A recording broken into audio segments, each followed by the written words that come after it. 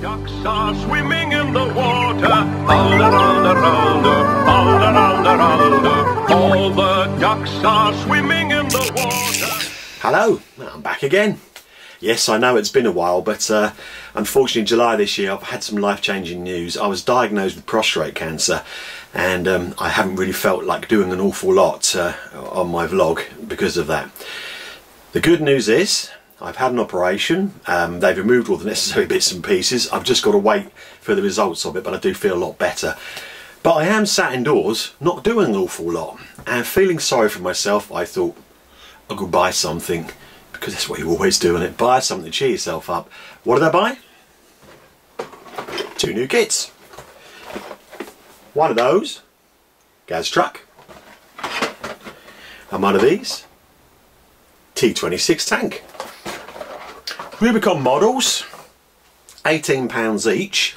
I've not built a Rubicon kit before, so I thought, well, I'll give them a go and see what they're like. So let's do a quick review of both of the kits, and then what I'm going to do is I'm going to do a full review of the T-26 with a build as I'm going along, and then I'm going to paint it, so you're going to have to watch me make a model and paint a model and talk a load of crap about it, but hopefully you might learn something from it, so who knows. So first off, let's have a look inside the boxes and see what you get for your money. Okay, well first off, let's have a look at this. Oh, it's a bit shiny because of my lights and things. Rubicon Models, T-26, 10 variants. And they're not kidding, there are 10 variants in this box. You wouldn't think they made 10 variations of this tank, but apparently they did. Anyway, so what do you get inside your lovely shiny box? Whole load of sprues, set of instructions. And one of the first things you notice, of course, is that there's a lot of bits. 3 sprues worth, all for assorted variations on the theme, like I said earlier on, 10 variants. Let's get a pair of scissors and we'll get in. Have a look at the detail. Now, I've got a fairly good knowledge of this Russian tank, because many years ago when I had Anglian miniatures, I actually scratch built this myself to make my own version to go with the range. So I've got a good idea what one should look like. So there we go. This is the main sort of frame. You've got the whole top, the whole bottom, the 2 track units, the sides there, and more wheels and things to go on the track units themselves. That's the rear plate and that's the exhaust. That there is an armoured cover that goes over the back here. Depending on which variant you want, you'd put that cover on. I'm doing mine for Spain, 1936, 1939, Spanish Civil War. They didn't have the cover on. That came on after the Winter War when they found out that Finns were quite good at putting blankets over the top of this to make the engines overheat, or chucking Molotov cocktails into it. So they put that over there to stop them doing that. As it is, it's quite nicely detailed. There's good rivet detail on there. I'll move a bit further forward so you can see it. Oh.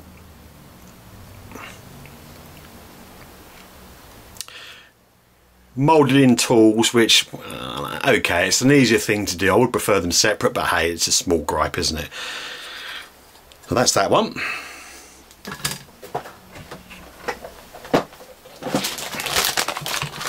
Here we go. First set of variants.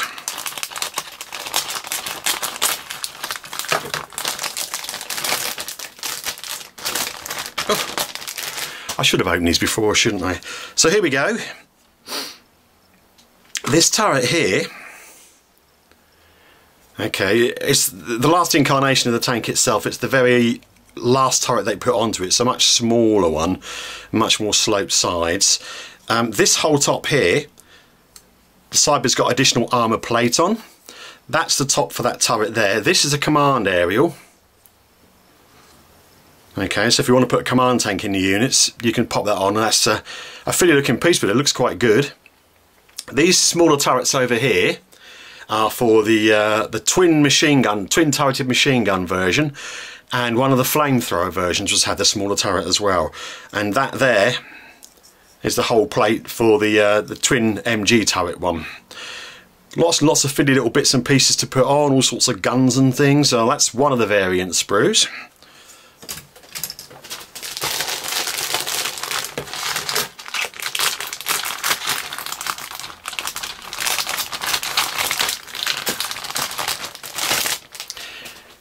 And here's the other one, which is a curious looking sprue, as you'll notice when I sort of wave it around a bit. There's a few more whole sort of tops here for different variations. That's the original like 1933 version. That's the up armoured version. That's another one of the earlier versions there. That's the T-26 turret that's got the 45mm anti-tank gun in. That's the one I'm actually going to use because that's what they had in Spain. There's the top for it. Another command aerial, which is quite nice because that's going to go on the other turret, because one matches the smaller turret, one matches the bigger turret, which is really, really good. I never realised the T-26 tank had wheels. It didn't, but seeing these on here makes me think that at some stage later on Rubicon are going to do the BA3 and BA6 armoured car version, which would be absolutely fantastic. As it stands, I've got a lot of really nice spare wheels, which are always handy when you're doing vehicles and things, and I do scratch a lot of weird Spanish Civil War vehicles, so added bonus that I wasn't expecting, which is really quite nice. I got the magnet fronts for the guns here, various things like spotlights there that go on the end of the gun barrel. That's really quite a nice kit. Now it pays very careful attention to the instructions because there are a lot of different things you can do with this. You really need to study it quite carefully to see which bits go with which variant, because it's quite easy to make mistakes.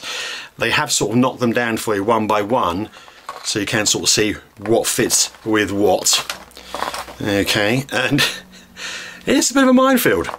Luckily for me, I'm just going for a very simple one, so it's just going to be this sort of bit here, which is the main hole, and then I can't even see it now. Look, there we go. Model 33. Whether or not I decide to put the anti-aircraft gun on the top of it, I don't know. They didn't actually come fitted with those in Spain. They had a different configuration, which is quite annoying because there's another variant they didn't put in the box. It had a different turret hatch, sort of welded plate over the top with a round turret hatch in with the mount on the back of it, so that's not particularly right. But there we go. Small gripe for such a lovely model. So there it is. You also get a fairly comprehensive sheet of decals, and there's all sorts on here. You've got Chinese nationalists, all the different Russian ones, captured German ones, Finnish ones as well if you want to do ones that they captured in the Winter War. The only Spanish ones they have on here are the turret stripes for captured nationalist versions, and you could use the numbers as well because the ones they actually got from the Soviet Union for the Republican side did still have the original markings on. Okay, I'm being picky again, but I really would have liked to have seen the Foreign Legion sign with the halberd and the crossbow and the arquebus on it that the nationalist captured tanks sort of had on the front glacis plate, but you can't have everything, can you? And everything really is there that you'd need for the variants that they've actually put in the box. All in all, it's a lovely model. I can't really fault it. I can't wait to put it together to see how it compares to the one that I actually made many years ago, see how actually close I got to the model. Mine was 1/55th scale, this is 1/56th scale, so the difference is going to be negligible. And I've decided, because it might be a nice idea, I'm going to use this one as a tutorial. So I'm going to start from scratch and do a series of videos putting this together, telling you what tools you use, what kind of glues I use. I'll do some conversions on it as well, so we've got that, which will be quite interesting, so you can see how to sort of do a bit of kit bashing, because before I started gaming I was a kit basher and I used to play around with 1/35th scale kits, so I do like to do my own variation on things. I will never build a kit straight out of the box, so this one's going to be altered in a few subtle ways, and then once I've done that build view, then I'll actually paint it. And painting it, I can show you then how to use an airbrush, how to weather vehicles, how to fade the paintwork. So actually that was quite a nice idea. And as you know from the introduction, I'm currently sitting around my house not doing an awful lot, so it's going to be quite handy to be able to do something like this to keep me occupied. But there we go, Rubicon Models T-26. My recommendation, for 18 quid, it's a bargain. Buy it, because I'm going to buy myself another couple of these for sure. So here we go, next on the hit list is this one here. is the Gaz Automobile Factory AA or AAA truck. The AA stands for the truck that's got 4 wheels. The AAA is the truck that's got 6 wheels, like the one on the front of the box here. Okay, so let's have a look inside this one, see what we've got. Now, to save a bit of time, I took them out of the plastic bags. There was a lot of fun about in the other video, wasn't there? So here we go. You got 2 sort of fairly big sprues with bits and pieces on.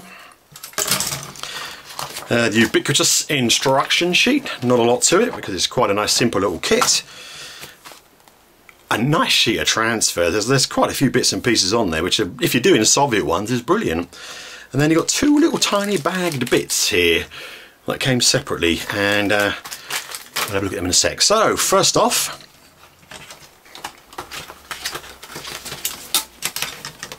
we'll have a look at this one here. This is the sort of main sprue for the vehicle itself. So this chassis here is for the AA version, the 4-wheeled version of the truck. You've got the front of the cab section here, and this bit here is the rear sort of cargo mount bit with the sides. Little seat there that goes in there too. Set of very nice looking wheels. Very similar looking wheels to the ones that are in the T-26 kit, which we didn't really need, but are very quite handy to have anyway. So, and there's a roof of the cab there. Next sprue. This is the AAA version, the 6-wheeled version of the truck. And there we go, extra wheels, because obviously you're going to need extra wheels because it's got 2 more wheels. Another cargo bed, and the actual bits to put the wheels on. You've got a driver figure too, and this, oh, hold him up, is where you can see how scale differences work out. This is a 1/56 scale figure. He is accurately correct to 1/56. He's done the computer. He's an awful lot smaller than your standard 28mm figures. He's the same height, roughly, but he's an awful lot thinner, because that's the main problem with trying to scale figures to vehicles. The sculptors make their figures slightly larger, so the scales of the bulk and that tend to be more towards the 1/48 scale, but the height is more 1/55 or 1/56 scale. So this is where the fuss comes in, saying, oh, the tanks look too small because the figures are too big. No, it's nothing to do with the vehicles being too small. It's the fact to do with the fact that they've set a height at 28mm, but they don't set the scale of the rest of the figure the same. So this bit here, you can see that there, that's an ammunition box. And if you're going to buy the Gaz truck, you can buy, there's a quad mounted AA thing you can get, 4 Maxim guns on a quad mount, what I'm talking about there. Comes separately with Rubicon cell if you want to make the anti-aircraft version of it. So if you're going to do that, then you need to put that in there as well, because the trucks will fitted with those, which is quite a nice addition, and I quite fancy getting one. And so later on I think I'm going to get myself one of those quad conversions and make one. They did appear in Spain, so it'd be quite nice to stick one on the back of a truck, and which is where my truck is heading for, obviously. Spanish Civil War, and tons of these were shoved to the Republican side, and loads of them got captured and used by the nationalists as well. Have I got any gripes? Well, apart from the little man, who looks a bit odd, I'm going to try and replace him with another driver figure and see what he looks like. There's no sort of wood texture on the bed at the back, and it is all made out of wood, so... But apart from that, they're minor gripes really. As it stands, it's not a bad little kit. So, you've got a nice big transfer sheet, loads of variations on there, all sort of Soviet ones.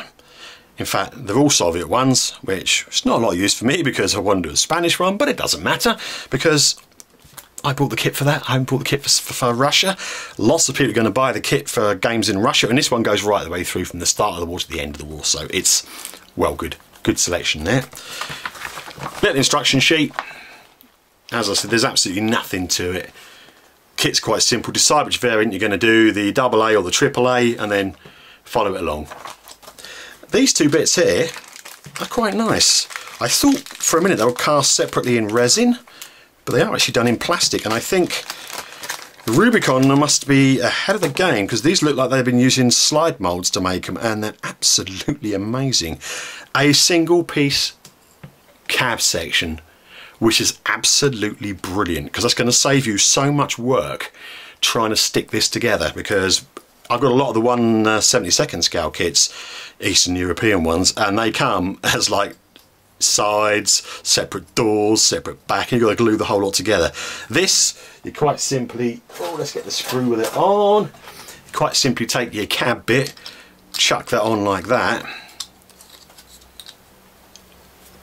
Hey presto, instant. Absolutely brilliant. That's going to save so much work. And this one here, a canvas tilt, which is really quite nice. You don't see a lot of the canvas tilts in Spain, but on the Eastern Front, yeah, quite a few of the trucks have them. And it's a really nice little rendition. It's got the folded up section at the back so you can see inside it. It's got tie down bits on the side as well. Really quite nice little bits of detail on that. So I'm going to get a few more of these trucks. I need quite a few more of these trucks. So I think one of them I'm going to do it with the canvas top on, just to be different, because it's such a nice little piece. So there we go. So, Gaz truck, T-26 tank, buy them both.